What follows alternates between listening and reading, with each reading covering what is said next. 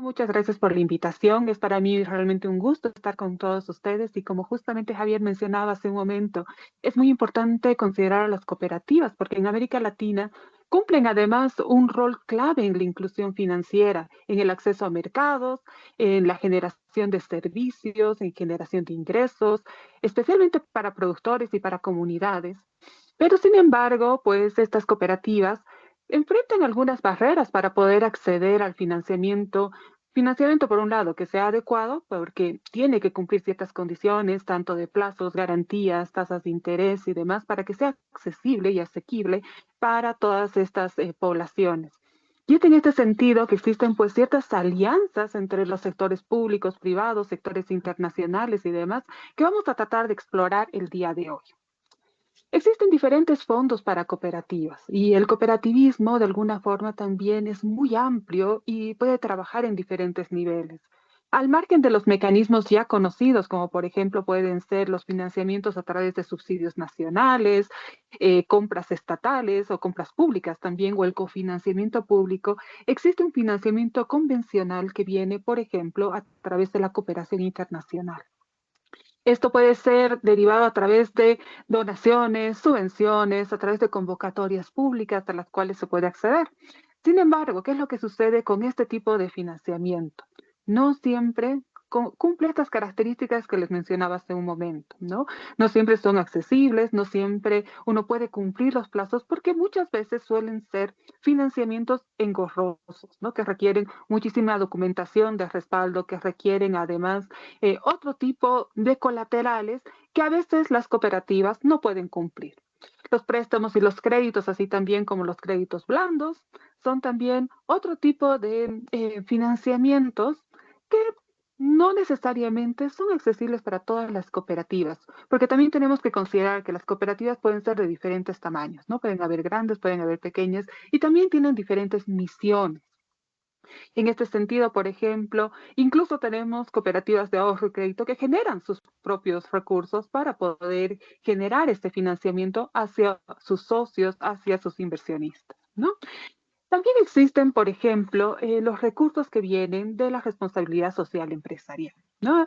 Esta responsabilidad social empresarial financia, pero financia temas específicos, ¿no? Según la misión y función de cada una de estas organizaciones. Existen fondos de inversión, no me voy a detener mucho en temas de equity, participación accionaria, porque entiendo que ustedes los conocen. Mecanismos bancarios, estos mecanismos bancarios, hay algunos que están específicamente destinados y adaptados para el cooperativismo, que también pueden ser una opción muy interesante. Sin embargo, yo quería comentarles el día de hoy otro tipo de modalidades que pueden ser mucho más interesantes, ¿no? Una modalidad innovadora es, por ejemplo, la cooperación sur-sur o cooperación triangular. Más adelante les voy a mostrar un pequeño gráfico, pero esta cooperación sur-sur o triangular tiene una característica singular.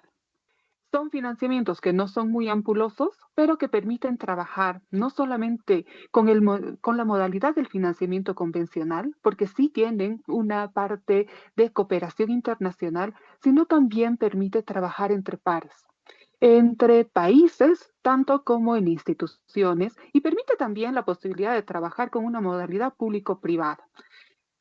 ¿Por qué me parece una modalidad innovadora muy interesante? Porque uno definitivamente eh, puede recoger los aprendizajes de otros que han llegado, que ya han desarrollado un camino al respecto. Entonces, lo que hacemos es dar una suerte de salto cualitativo y salto cuantitativo sin necesidad de hacer un desarrollo tecnológico ampuloso, sino más bien beneficiándonos de un par de otra organización o de otra institución que también está en el sur. Y estando en el sur global, ¿qué es lo que sucede? Tienen paradigmas muy similares a los nuestros. Por lo tanto, las soluciones que puedan otorgar son soluciones que se pueden adaptar fácilmente a nuestro entorno. Tenemos también otro tipo de modalidad que habitualmente es una modalidad que es un poco despreciada, por así decirlo, que es la cooperación técnica especializada. Esta cooperación técnica especializada es realmente un motor que nos puede ayudar a capitalizar diferentes objetivos, ¿no? Esta cooperación técnica puede venir en diferentes formas.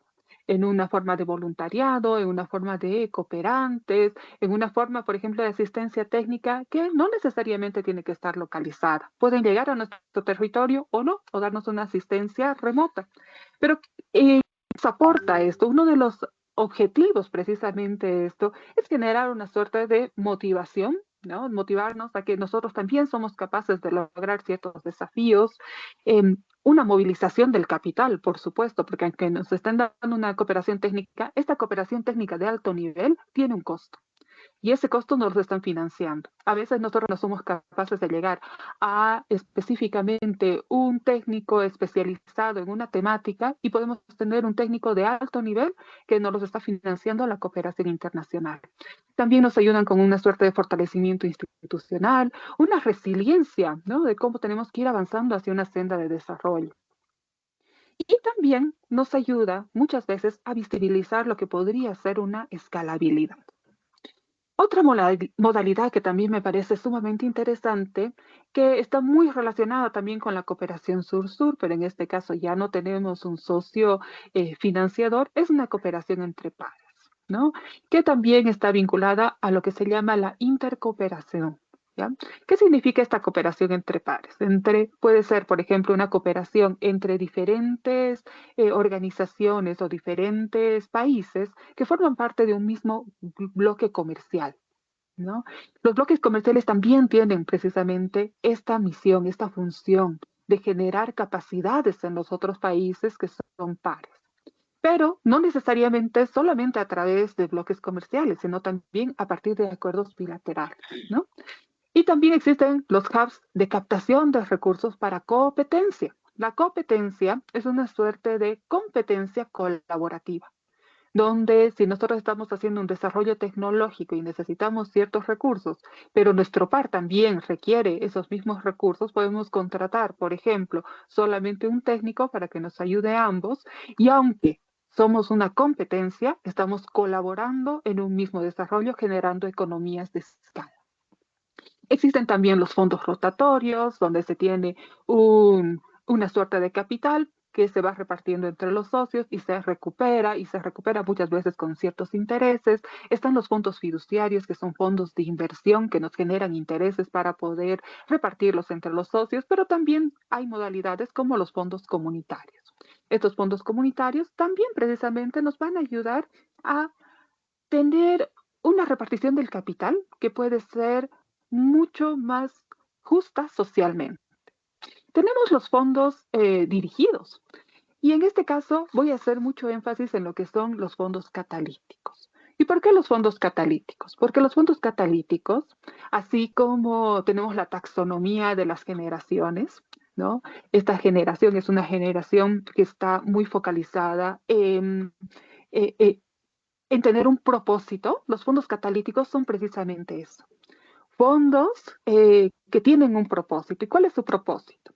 Son fondos de inversión que deben ser fondos pacientes, flexibles, son tolerantes al riesgo, ¿no? Estos fondos, a diferencia de los capitales de riesgo que conocemos habitualmente, es precisamente eso, ¿no? Reducir lo que son los riesgos. Estos fondos con propósito están en un lugar intermedio entre lo que sería la inversión, por un lado, y el capital de riesgo, pero también tienen una lógica filantrópica de generar un desarrollo social. Por eso son muy valiosos y están muy vinculados a lo que son los ODS, al igual que, por ejemplo, este tema de la cooperación triangular y la cooperación entre pares, también tienen las mismas motivaciones, mover capital, generar mayor desarrollo sostenible, fortalecimiento institucional, resiliencia, financiamiento, inclusión, escalabilidad, pero tienen una característica muy especial, que al tener una finalidad, al tener un propósito específico, generalmente tienen mayores impactos en el ámbito social.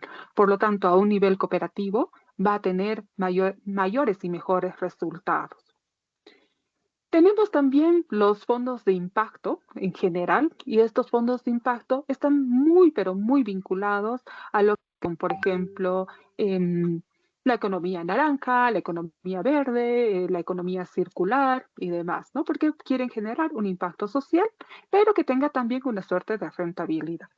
Los fondos de solidaridad, de economía social y solidaria, también son otro tipo de fondos y otro tipo de modalidad cuya finalidad no es generar un valor de lucro, sino más bien generar impactos y generar algunos recursos que puedan fortalecer eh, las, las comunidades en las cuales están trabajando, ¿no? Existen fondos temáticos, fondos especializados, fondos ESG, ¿no? Todos estos que están muy vinculados también a los ODS. También quiero destacar lo que son las alianzas estratégicas. Las alianzas estratégicas en todo lo que son los temas de financiamiento son el eje clave, el eje que va a dinamizar prácticamente todo lo que va a ser un financiamiento. Porque al final de cuentas, los financiamientos, las diferentes modalidades y los diferentes tipos de financiamiento que tenemos, son financiamientos que van a requerir de nuestra parte un poquito de creatividad, en tanto y en cuanto seamos creativos a la hora de aplicar alguno de ellos, pero tengamos también las alianzas estratégicas clave para poder aplicar. Todos los fondos están abiertos y todos ellos pueden ser accesibles. Y dentro de estas alianzas estratégicas hay una modalidad que es interesante, que es la Public-Private Partnership, y hay una modalidad muy específica de este tipo de modalidades para las cooperativas. ¿Ya? Más adelante les voy a mostrar un gráfico para que sea un poquito más fácil de entenderlo. Y tenemos además los financiamientos de base digital, ¿no? Estos que pueden ser peer-to-peer, B2P o B2B, ¿no? Que pueden ser, por ejemplo, el crowdfunding, el crowdlending, los tokens cooperativos, estos tokens cooperativos que eh, también muy vinculados a lo que pueden ser las finanzas basadas en blockchain, nos pueden ayudar especialmente en este mundo que está tan digitalizado a obtener mejores resultados y obtener también financiamientos que no necesariamente están dentro de nuestro país o que no los tenemos tan accesibles como en otros momentos del tiempo. Tenemos también los bonos sociales, los bonos verdes, los bonos cooperativos, fondos de inversión compartida en ecosistemas virtuales. Y aquí nuevamente voy a ir a este tema de la virtualidad, porque vivimos cada vez en un mundo más virtualizado y esto nos permite tener bloques comerciales virtuales. Habitualmente los bloques comerciales estaban conformados por países regionales que estaban uno cerca del otro, mientras que ahora podemos generar bloques comerciales regionales. Y estas Disculpe, regiones Diana, pueden ser virtuales. disculpe. ¿Sí? Hola, sí. Mire, me han pedido, tiene 2 minutitos para ir siguiendo con el siguiente expositor, si puede también ir como cerrando la idea. Mil disculpas, ¿eh? Sí, sí, tranquilo, ya voy terminando. Muchas Bueno, gracias. las modalidades basadas en las alianzas estratégicas con propósito, por ejemplo, aquí tenemos un esquema de cooperación triangular, donde tenemos un solicitante que habitualmente es del sur global, tenemos un cooperante principal que también es del sur global. El solicitante es el que tiene menos capacidades, el principal es el que tiene mayores capacidades, pero ¿qué es lo que sucede? Un facilitador, que es el que pone los recursos del norte, lo que hace es facilitar para que este solicitante pueda recibir la capacitación técnica, las habilidades que tiene aquel otro país que tiene mayor nivel de desarrollo. Tenemos, por ejemplo, en los PPPs, lo que tenemos es que puede haber una agencia de cooperación, por ejemplo, que apoya a empresas o consorcios, y estas alianzas también pueden ser a través precisamente de alguna entidad pública, ¿no? Y pueden ser del norte global, que puede ser América, Europa, o incluso, por ejemplo, ya tenemos algunos cooperantes del Asia y de Medio Oriente. Y la cooperación sur-sur es algo más horizontal. Aquí les he puesto algunos ejemplos, que son algunos ejemplos interesantes de cómo funcionan precisamente estos fondos de impacto y solamente quiero destacar dos cositas. La primera, que existen diferentes modalidades para tener fondos de impacto. Pueden haber, por ejemplo, esta es una modalidad muy simpática, Self-Liquidating Equity, que lo que hace es básicamente tener un fondo de inversión en el cual se va dando progresivamente, se transfiere progresivamente la propiedad a los socios a los que se está financiando, ¿no? Entonces, quiero cerrar con esta idea que necesitamos creatividad a la hora de poder de solicitar un financiamiento.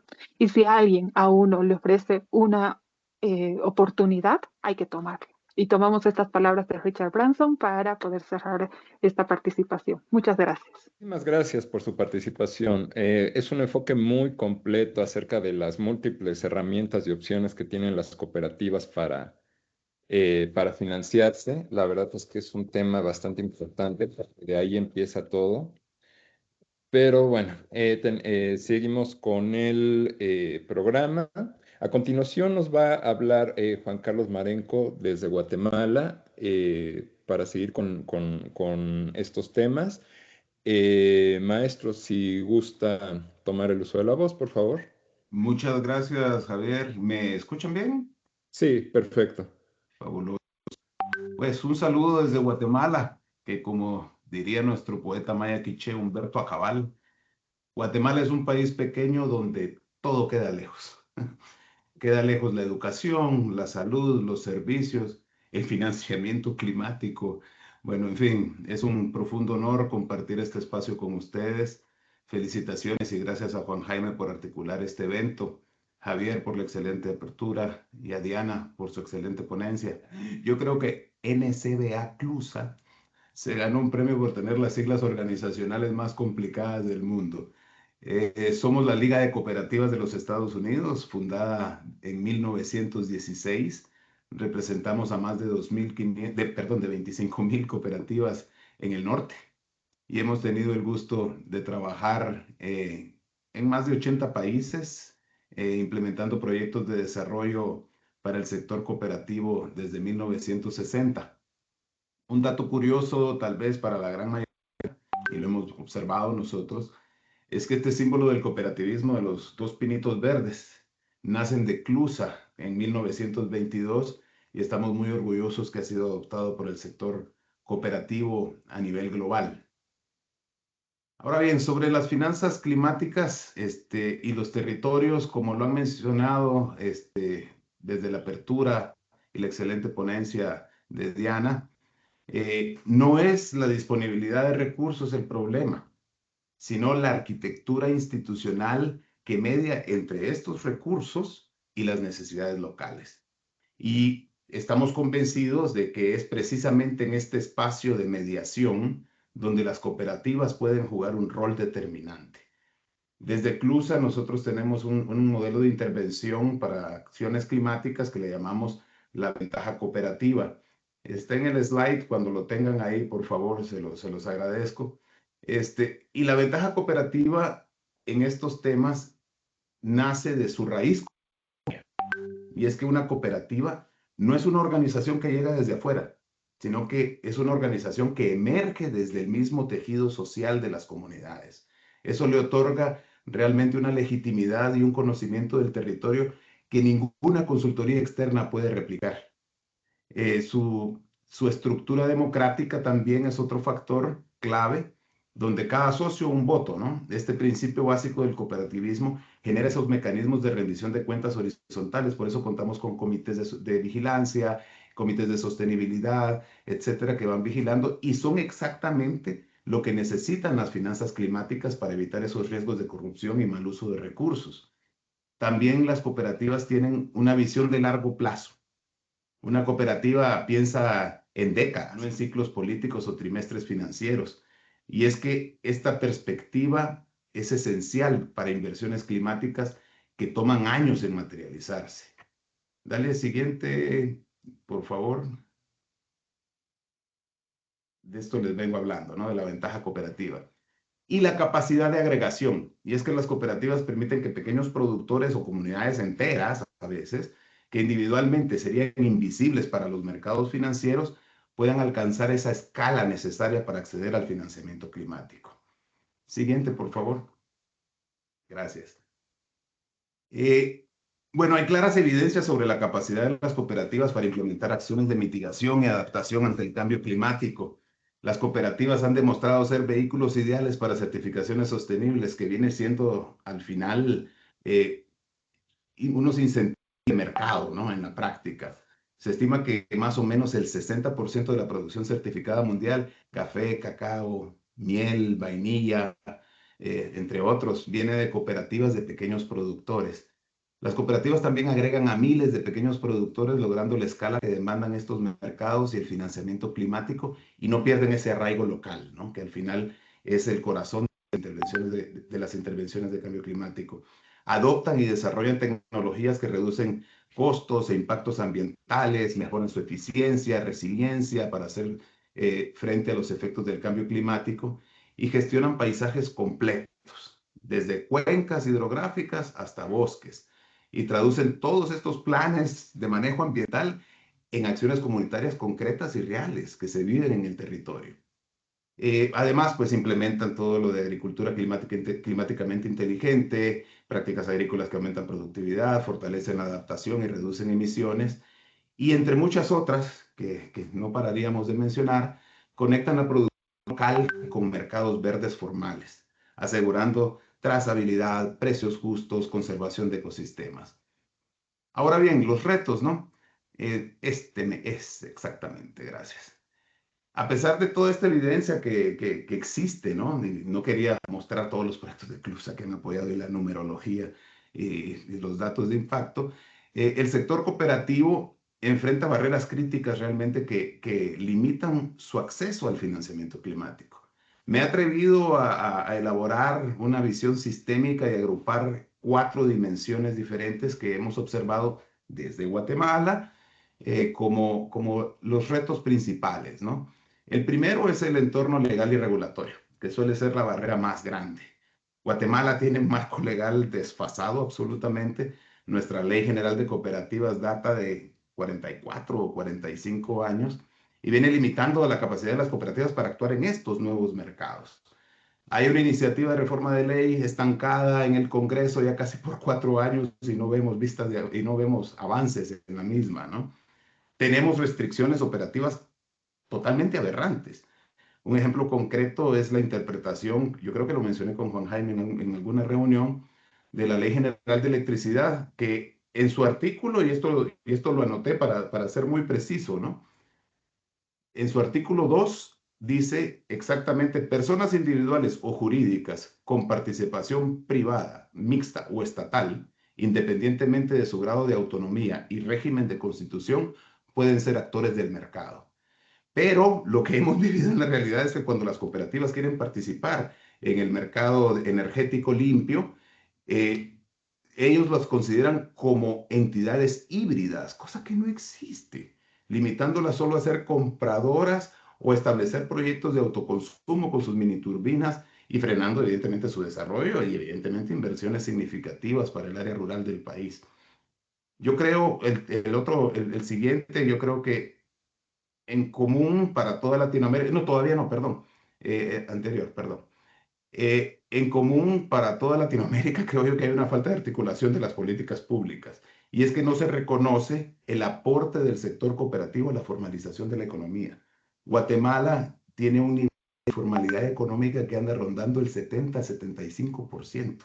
Entonces, la cooperativa puede brindar esa solución. Por cuanto a retos operativos y de capacidades técnicas, las limitaciones internas de las propias cooperativas también son una barrera crítica. Hay una gran falta de capacitación especializada. Los directivos y los cuadros técnicos no están familiarizados con toda esa complejidad de requisitos, metodologías, mecanismos de reporte de los fondos verdes, del clima o estándares internacionales, y también carecen de habilidades para estructurar proyectos bancables que demuestren mitigación de riesgo, impacto climático, medible, sostenibilidad financiera, etcétera. Tienen una bastante limitada infraestructura de monitoreo, salvo aquellas certificadas que han ido mejorando, ¿no? Porque tienen que cumplir con todos los criterios que exigen los sellos, pero falta implementar esos sistemas de medición, reporte y verificación que se exigen en ese mercado, ¿no? Y un grado de digitalización insuficiente para montar y manejar esas plataformas tecnológicas de trazabilidad, cadenas de suministro verde y gestión eficiente de datos climáticos. Siguiente, ahora sí, perdón. Por cuanto a los retos financieros y de acceso a capital, las cooperativas encuentran condiciones de acceso bastante excluyentes, ¿no? Para su realidad. Los montos mínimos son muy altos, valga la contradicción ahí, ¿no? Y es que los fondos internacionales suelen estar diseñados para proyectos grandes, de gran escala, con montos mínimos que superan la capacidad de una cooperativa individual o incluso hasta de federaciones de cooperativas. Además, tienen garantías, que ya lo mencionaba Diana, requisitos de garantía, colaterales onerosos y hasta plazos incongruentes, pues muchas veces estos periodos de desembolso y los plazos de los proyectos no se alinean con los ciclos productivos agrícolas o forestales. También observamos la aplicación de procesos complejos y costosos. La preparación de una propuesta para un fondo climático mayor puede requerir inversiones en consultorías especializadas, estudios de impacto, viajes, visitas a campo, costos que realmente las cooperativas muchas veces no pueden asumir. Y aquellos mecanismos que teníamos antes, que ahora han desaparecido, esos mecanismos de preinversión que apoyaban toda esta fase de ideación y estructuración de un proyecto verde, ya no se está dando. Finalmente, hay una limitada articulación con el sistema financiero. Los productos financieros verdes locales no son muy comunes, son muy escasos, ¿no? La banca comercial no ha desarrollado esas líneas de crédito adaptadas y mucho menos adaptadas a las realidades de las cooperativas, ¿verdad? Y como no entienden muchas veces el modelo cooperativo, los lleva a percibir a esos actores como de alto riesgo y no se accede a esos financiamientos. En lo que refiere a retos de mercado y comercialización, hay barreras de entrada a cadenas de valor sostenibles. Si bien es cierto, estos sellos, estándares voluntarios de sostenibilidad, dirían ellos, estos sellos han apoyado mucho el desarrollo de los pequeños productores. Los costos de certificación y cumplimiento de estándares muchas veces son prohibitivos para cooperativas pequeñas. Y hay una desconexión con inversionistas de impacto. Carecemos de suficientes plataformas o espacios como los fondos de solidaridad, temáticos y especializados que mencionaba Diana, que conecten de manera efectiva a las cooperativas con esos fondos de inversión de impacto, que buscan generar retorno social y ambiental y no necesariamente solo financiero. Siguiente, por favor, y con esta termino. Perfecto, Juan Carlos. Sí, con esta dispositiva concluyo. Y es que estos retos, aunque significativos, no son insuperables. Y de hecho definen claramente la agenda de trabajo para todos los actores. Para las cooperativas, las prioridades son fortalecimiento interno, profesionalización de sus cuadros, que cuesta mucho, y la adopción de una visión estratégica verde. Además, se deben articular y tener incidencia a nivel territorial, porque hay muchos fondos que ocurren a nivel territorial vía, vía gobernaciones, alcaldías, etcétera, que pueden acceder a esos fondos inmediatamente y crear capacidades para luego aplicar a fondos mayores. Para la cooperación, el rol es proveer asistencia técnica especializada, facilitar ese acceso también a capital semilla y promover modelos innovadores. Para los gobiernos, tarea urgentísima, modernizar los marcos legales y crear incentivos reales y adaptados a la realidad de las cooperativas y los pequeños productores. Es imposible con tanta cantidad de requisitos que conlleva esto, atender a las pequeñas cooperativas y hacerlas escalar hacia un nivel deseable. Y para los financiadores, el desafío real acá es adaptar esos productos para que sean más inclusivos con los actores territoriales. Normalmente pues existe esa intermediación, pero al final es en el territorio donde están las cooperativas que se puede implementar gracias a esa ventaja que mencionábamos al principio, ¿no? La ventaja cooperativa. Si reconocemos y abordamos sistemáticamente estas barreras, yo estoy convencido realmente que el sector cooperativo puede posicionarse no como un beneficiario pasivo, sino como realmente un socio estratégico en la canalización de estas finanzas climáticas hacia los territorios. Muchas gracias por su atención. Más abajo hay un link ahí a nuestra organización. Uy, quedó en azul feo. Perdón, se cambió de color, pero dice www.ncbaclusa.coop y también a la Escuela de Empresas Cooperativas, en donde estamos procurando construir capacidades para el sector cooperativo. Muchas gracias, don José, y espero haber cumplido con el tiempo. Gracias, Diana, por ponerlo ahí.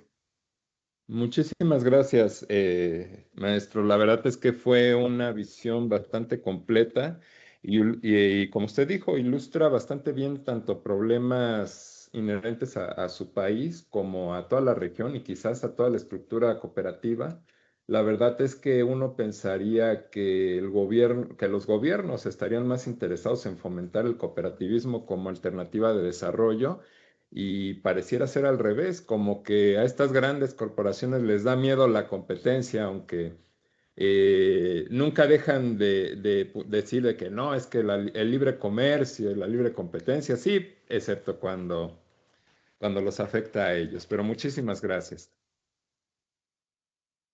A continuación, nos va a explicar sobre el tema el ingeniero Rodrigo Díaz Valenzuela de Chile. Ingeniero, tiene usted el uso de la voz. Muchas gracias. Gracias. Vamos a compartir.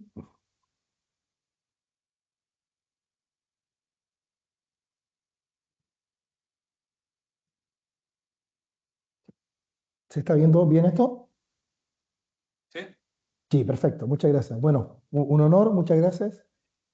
Voy a simplificar mi presentación porque me quedó poco tiempo, así que en honor a respetar los tiempos de ustedes, voy a simplificar la presentación. Yo pertenezco, soy socio del Polo Empresarial ODS0 de Chile y obviamente una de mis funciones es pues entregar soluciones sostenibles para las cooperativas y comunidades. Quiero remarcar que nuestro énfasis en las soluciones basa específicamente en elegir segmentos o áreas en que realmente son bastante relevantes al respecto. Y aquí tenemos un mapeo muy claro dónde están realmente los esfuerzos que tenemos que entregar en términos de sostenibilidad ambiental para las cooperativas.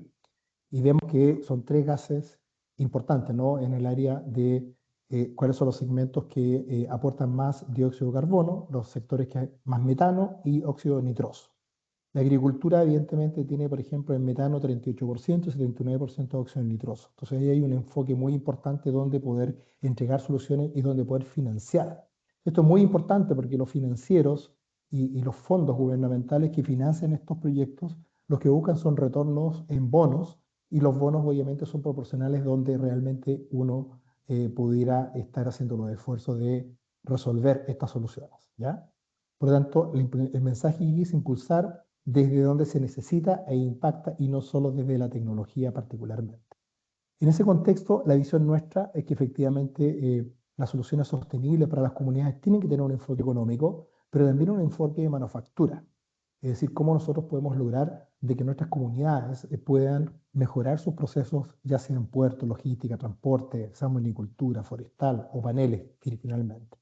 Y cómo estos sistemas se ven beneficiados mutuamente en las áreas de economía naranja, asociativa, economía circular, comunitarias, mejorar salud, educación y arraigo. Y este concepto energético, que se llama Power to E, permite precisamente que las cooperativas y las comunidades se vean beneficiados por estos segmentos, ¿ya? Eso particularmente. Y en ese contexto, las soluciones que nosotros queremos entregar como polo a nuestras cooperativas tienen que ver con manejo de agua, energías renovables, residuos y construcción, mirado como un sistema autovalente, resiliente, autóctono, y que los procesos productivos, aparte de ser verdes, sean propios, autóctonos y de control propio, lograr autonomía y resiliencia, básicamente abordando los temas de los 4 ejes que estamos mencionando en este momento. Y estamos nosotros abordando todos los ciclos completos regenerativos de las comunidades, tanto en agua, residuos, reutilización de agua, producir agua donde no la hay, utilizar energía biogénica, por ejemplo, para darle sostenibilidad y que existe en muchas partes.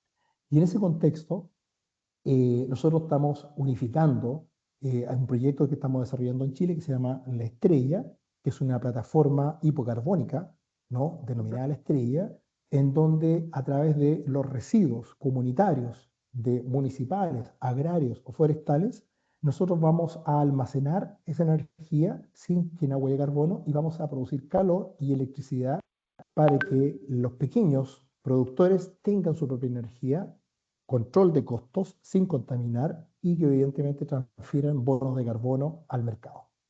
Eso implica entonces que vamos a utilizar tecnologías de residuos, biochar, vamos a producir ciclos de gasificación mezclado con hidrógeno y vamos a producir biocombustibles o energía calórica y eléctrica para que estas comunidades y estas industrias puedan producir con un costo controlado, un costo verde y, lo más importante, solidario.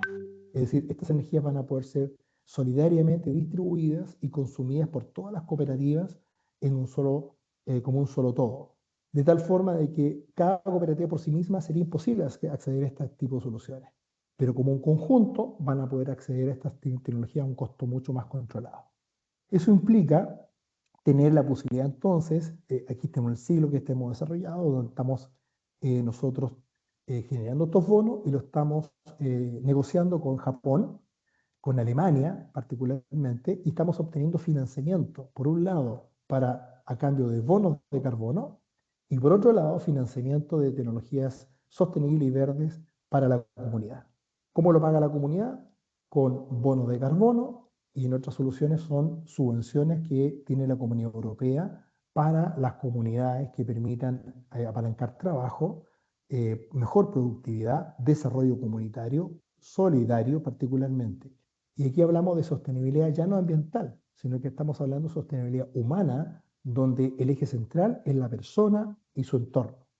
Y en ese escenario nosotros hemos desarrollado todo un procedimiento para poder llegar a buenos acuerdos con las cooperativas, con los acuerdos internacionales, y evidentemente estamos invitando al gobierno también que se haga parte de este proceso. Se produce un consorcio y este consorcio trabaja para negociar crédito de carbono finalmente, donde ganan también las cooperativas, ganan productividad y posicionamiento de sus producciones literalmente.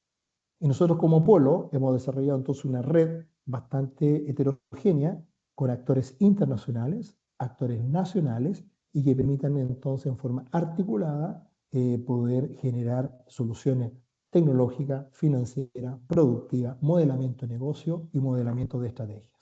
¿Ya? El procedimiento ataca 4 ejes principales, una capa territorial como base, es decir, tiene muy clara el acceso a biomasa, terrenos, por ejemplo, accesibilidad en torno a 30 kilómetros, literalmente, y articulación internacional. 2, capa tecnológica, ser capaces de trabajar con la tecnología de última generación, madura, y que permita entonces generar lo que nosotros pretendemos. Segunda capa. Tercera capa, gobernanza cooperativa, donde nosotros podamos tener actores privados y públicos, también OEMs, ODMs, OVMs internacionales que permitan darle sostenibilidad y gobernabilidad a este desarrollo. Y una capa de impacto de sostenibilidad, donde nosotros generamos sustitución fósiles, impacto territorial, estrategia de sostenibilidad y huella ecológica. Y esta huella ecológica tiene que ser medida, transada y ser creíble, ¿no? Seria, robusta, para que los mercados internacionales se interesen en esto. Eso implica incorporar tecnologías digitales, implica incorporar tecnologías financieras, implica digitalizar las finanzas, implica digitalizar, por ejemplo, con blockchain, inteligencia artificial, que van a permitir entonces que lo que nosotros hagamos mecanicistamente tenga un atractivo trazable y medible tanto dentro de Chile como a nivel internacional con estándares de mejor nivel, ¿ya? Evidentemente todo lo que dije tiene una profundidad que se merece ser analizada prácticamente en cada slide, pero si hay dudas o preguntas, yo encantado, junto con el Polo y Juan Jaime, vamos a responderla más adelante o en los próximos seminarios que nosotros podamos abordar. Muchísimas gracias. Muchísimas gracias, ingeniero. La verdad es que, como usted bien dijo, es un tema bastante complicado, bastante complejo, no solamente en el aspecto, digamos, institucional de cómo echar a andar a la cooperativa, sino también, como usted pues lo hizo de manera bastante brillante, la cuestión de vincular precisamente el tema de la financiación y la economía verde, digamos, relacionada con el cooperativismo. Déjeme ver, por aquí me mandaron algunas preguntas. Bueno, si gusta, aprovechando que está por aquí, precisamente cómo compaginar el tema de pues, la explotación de los recursos naturales y la afectación al medio ambiente por parte de las grandes empresas privadas y con el cooperativismo y sus intenciones de economía verde. ¿Esa es la pregunta? Sí, o sea, Sí, sí. sí, sí. Bueno, trato de entender la pregunta, ¿no? Pero aquí lo importante es que los actores todos vean beneficios mutuos. Y por lo tanto, nosotros hemos convocado a industrias privadas donde nosotros nos vamos como cooperativa a pedir ni mendigar, ni lástima, ni pena, ni por favor ayúdennos, sino que es un convenio mutuo donde hay beneficios. Por ejemplo, hemos convocado empresas del agro, perdón, de la gestión de residuos orgánicos, donde ellos tienen un problema grave con los residuos orgánicos, ¿no?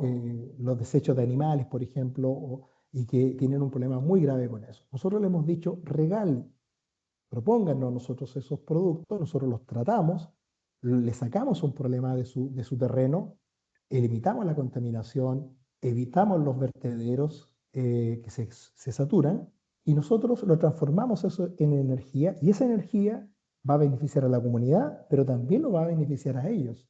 Por ejemplo, le estamos transformando la flota de vehículos. Todos sus vehículos van a poder utilizar energía eléctrica o de gas producto de sus propios desechos. Es decir, lo que ahora es un problema, ahora se les transforma en una solución. Y la solución la estamos entregando nosotros a los cooperativistas, porque nosotros estamos articulando la tecnología, el conocimiento, articulando la ingeniería y el financiamiento. Porque además tampoco tienen que colocar dinero para eso, sino que también tienen que colocar sus propuestas. Entonces, ganamos, es un win-win. Ganan ellos, ganamos nosotros y amalgamamos en forma estructurada la solución beneficio. Y eso implica entonces medir y cuantificar. Por lo tanto, si uno entrega esos tipos de articulaciones, los privados se interesan en participar. Doctor Javier de la Vega, ahí comparto unas par de preguntas. Ahí Excelente. no sé si general para quién es, dice qué fuente de cooperantes actuales apoyan al cooperativismo en la actualidad o concursos actuales. Y después, cómo garantizar que la inversión verde no reproduzcan desigualdades sociales. No sé si alguno de los tres quiere responder. Yo tengo algo que decir, pero me gustaría que los colegas quizás Y darle yo el creo espacio. también que Diana es la experta en estos temas. Tal vez si me repite, perdón, la primera pregunta. Sí, Diana. Dice, ¿qué fuentes cooperantes actuales apoyan el cooperativismo en la actualidad o concursos actuales? ¿Cómo garantizar que las inversiones verdes no reproduzcan desigualdades sociales? Y después hay una tercera, ¿qué inversiones financieras, bonos verdes, están marcando tendencia en el 2025? Bien, a ver, sobre el tema de los financiamientos, existen prácticamente todos los financiamientos están disponibles para cooperación, para cooperativas. Dentro de todas las cooperaciones, yo sugeriría, por ejemplo, el tema de los public partnerships, private-public partnerships. ¿Por qué? Porque estos permiten que participen organizaciones no de gran talla, pueden ser organizaciones relativamente pequeñas. Por otro lado, también cualquier tipo de iniciativa que vaya en consorcio, que nos ayude a tener una espalda más grande para poder acceder a estos financiamientos, es una buena opción. Recomendaría también el tema de la cooperación triangular, porque la cooperación triangular no exige grandes colaterales, entonces realmente es una oportunidad muy interesante para poder acceder a financiamientos que no son financiamientos grandes, pero aquí está justamente la clave. Uno accede a un financiamiento relativamente pequeño y apalanca nuevos recursos con ese capital que viene a ser prácticamente un colateral. Realizar una pregunta a los tres expositores en relación a lo que recién hablaba Juan Carlos, que el cooperativismo no es un organismo, ¿cierto?, que viene de afuera, sino que emerge dentro del tejido social. Sabemos que son actualmente a nivel mundial, nos manejamos dentro de una economía y situaciones de mucha incertidumbre. ¿Ustedes consideran que coexiste, digamos, una economía global que responde, digamos, a otros parámetros más capitalistas? ¿Puede coexistir, puede trabajar mancomunadamente con una economía cooperativista bueno, que apunta, digamos, quizás a esos que están a aquellos que han quedado fuera de esa, quizás de esa economía global? No sé qué respuesta pueden darme. Mira, de hecho, coexiste forzosamente por temas de acceso a mercado, ¿no? Internacional. Muchas veces las cooperativas son las que proveen a las empresas exportadoras los productos, ¿no? En Guatemala es visible que para que una cooperativa tenga una exportación de café, pues, un permiso de exportación de café, pueden pasar 3 años que sean autorizados, ¿no? El sector privado lo autoriza en una semana. Entonces existe forzosamente, yo creo que la diferencia, o sea, sí pueden coexistir, pero la diferencia está en dónde van, en dónde caen esos beneficios, ¿no? Muchas veces se juzga esas intervenciones que apoyan las cadenas de valor sostenibles, mejorando la capacidad de los productores, etcétera, pero nunca forman parte de la cadena de valor. Ellos simplemente se vuelven mejores proveedores del mercado. Entonces hace falta dar mejores proveedores al exportador, al comercializador. Falta realmente generar esas capacidades empresariales de las cooperativas, que hay algunas, pues no es una generalidad, que no están en el mercado, para que puedan realmente competir de tú a tú con el sector privado, ¿no? Además de otros aspectos de legislación y todo lo que mencionaba, ¿no? Mi granito de arena. Muchas gracias. María, Otra pregunta vinculada también, es decir, las experiencias, por ejemplo, a ver, si vemos a nivel Latinoamérica, incluso el desarrollo vemos en Argentina, Córdoba, se ha ido cimentando, sosteniendo y armándose ese país gracias a esas cooperativas, cooperativas de agua, cooperativas lácteas, diversos tipos de cooperativas. Eh, a nivel mundial, ¿qué experiencia ustedes consideran en este momento como referencia exitosa para seguir, como un modelo a seguir? Sabemos que en Italia también está trabajando, se ha trabajado mucho. ¿Qué pueden decir al respecto? ¿puedo? A Sí. ver, mira, un ejemplo, por ejemplo, de las cooperativas energéticas, ¿no? Es NRCA, ENRECA. En Estados Unidos proveen el 48% de la electrificación rural. Son reconocidas por su excelencia. Hasta ya tienen sus propios programas de cooperación internacional. En el sector latinoamericano, te diría, en México está Lala. Lala es una cooperativa. En Costa Rica también, de lácteos, ¿verdad? En Costa Rica está Cuatro Pinos, cooperativa, Dos Pinos, perdón, Cuatro Pinos es acá en Guatemala. Todos usan el pinito. Hay ejemplos exitosos y cooperativas de ahorro y crédito. Canadá da lecciones, ¿no? Con Desjardins, Francia. Realmente las cooperativas de ahorro y crédito de Francia son las mayores en el propio país, están en el top 5. Hay muchos ejemplos que realmente debemos de seguir esos pasos y ver qué legislación y qué pasos llevó a crear esas condiciones de desarrollo de esas cooperativas para que crecieran de manera sostenida, ¿no? En el tiempo. Hay que hacer esas revisiones históricas y las estamos olvidando.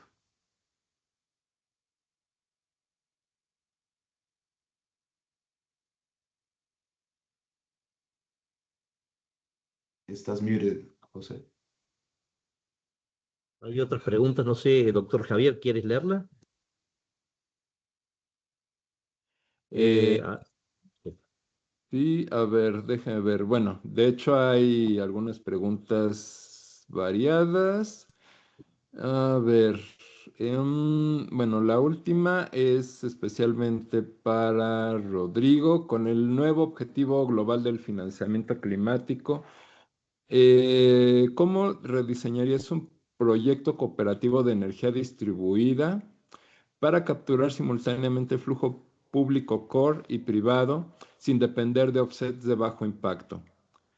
¿Qué stack de financiamiento pedirías para que el proyecto sea bancable y exigible para etiquetado de alta integridad?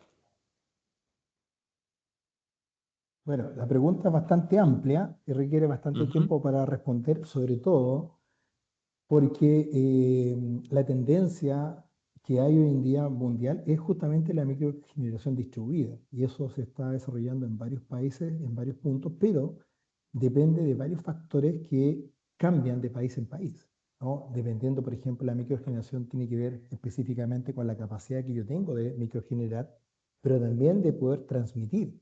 ¿Qué pasa si las comunidades están bastante disociadas o fragmentadas finalmente territorialmente?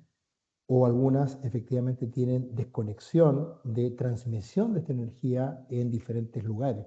Y eso evidentemente cambia bastante la propuesta, digamos, que se está desarrollando. Hoy en día las tendencias que se están abordando en esta área precisamente es trabajar en la microgeneración en aquellos sectores donde el costo eléctrico o el costo de energía es muy alto, o donde la disposición de esta energía eléctrica es bastante disociada, ¿no? Con las 24 horas del día. Entonces, por ejemplo, tenemos la primera solución y que tiene que ver efectivamente con la capacidad de poder producir, por ejemplo, almacenar en hidrógeno verde, y ese hidrógeno verde poder distribuirlo en diferentes sectores para que pueda ser reconvertido en energía eléctrica particularmente. Otra alternativa que nosotros tenemos finalmente es poder tener la capacidad de poder utilizarlo en forma térmica, en el caso de energía biogénica, para poder trabajar. Y eso va a depender mucho, por ejemplo, de qué tan dispuesto, qué tan lejos estoy de los residuos biogénicos, que serían los sectores agrarios o forestales, particularmente, y un gran problema de dónde puedo acceder a esa información. Por ejemplo, en Chile estamos promoviendo la cooperativa forestal. Es decir, en Chile hay empresas que producen la madera y hay otras empresas que talan los bosques, y son empresas separadas. Una muy enfocada al proceso y otra muy enfocada a la tala de árboles. Sabemos, por ejemplo, que todos los residuos forestales son proclives para efectivamente incendios, porque quedan en el terreno y producen incendios forestales. Entonces, estamos promoviendo de que las empresas que hacen tala puedan darnos acceso a los residuos forestales, y que los procesos sean las plantas que tengan que ver con el proceso de la madera, y hacer un cooperativismo entre las empresas que procesan madera y las empresas que cosechan madera. Y de esa forma poder establecer entonces un mix energético que permita a las cosechadoras, por ejemplo, usar sus máquinas agrarias que ya no consuman petróleo, que no consuman gas, y puedan producir esta energía, ya sea eléctrica a través de electromovilidad pesada, o ya sea con base de hidrógeno, o ya sea motorizado, quemando hidrógeno en sus sistemas. Y la tercera opción es biocombustibles, ¿no? A través de estos procesos. Pero cambia la respuesta, por tanto no hay una respuesta tácita, y hay que modelar cada caso porque depende precisamente de todas estas variables que acabo de mencionar yo. Distancia, geografía, acceso a la materia prima en estos procesos. Lo importante es que exista la voluntad de que el que cosecha, por ejemplo, no tiene la capacidad ni la cultura de procesar energía, y la empresa que sí es capaz de procesar energía no tiene la cultura de usar los desechos. Entonces ahí está el desafío de cómo yo puedo unir estos dos segmentos y trabajar en conjunto. Y ahí, una vez que eso se produzca, podemos responder las preguntas que me hicieron bastante claras al respecto, porque va a depender de cada caso. Muy bien, pues muchísimas gracias por su respuesta muy completa de otra vez un tema complejo como es la financiación de estos proyectos y la colaboración entre sectores privados y esto que, bueno, por lo menos en México se conoce como economía social. Pero bueno, la verdad es que nuestros tres expositores dieron un amplio desarrollo de sus temas, demostraron profundo conocimiento y experiencia, y les agradecemos mucho a los tres por compartirnos esos conocimientos. Claro que queda mucho que hablar en este tema, es muy complicado, no solamente, digamos, en comprenderlo, sino también en precisamente llevarlo a cabo, como decía bien el colega de Guatemala. Pues la verdad es que no solamente es el problema de un mundo muy competitivo, que también pues muchas veces la competencia es desigual, sino también las trabas que puede llegar a poner el mismo gobierno para el desarrollo de estos proyectos, que uno pensaría que pues prestarían más ayuda para ellos, considerando la valiosa herramienta de desarrollo que presentan, pero digamos que por lo menos tenemos organismos como los que ustedes representan que ayudan muchísimo y es necesario dar a conocer. Pero bueno, pues muchas gracias a todos, gracias a los asistentes a este evento. De nueva cuenta, muchas gracias a la Universidad de Chile, muchas gracias a los organismos que se están dando y bueno, también a la Dirección Regional O'Higgins de Cercotec, del Servicio de Cooperación Técnica del Estado de Chile, al Polo Empresarial ODS 0, bueno, como decía, a la Universidad de Chile, en específico a la Facultad de Ciencias Agronómicas, y por supuesto también al organismo que representa, aunque no esté más decirlo, a Codex, Conocimiento Exponencial, por este evento. Muchísimas gracias a todos. Y buenas tardes. Antes el doctor Torres da un mensaje, doctor de la Vega, por favor. Adelante. Sí, simplemente que según lo indicado acá en el evento, haremos 3 encuentros, se hará 3 encuentros el año en el 2026, y bueno, lo importante es que lo sigan estos eventos a través de las redes. No sé si Diana, alguna pregunta o dejamos esas preguntas como abiertas para incluso para futuros eventos, si estamos de acuerdo. Sí, sin mayor problema. Un gusto. Muchísimas gracias.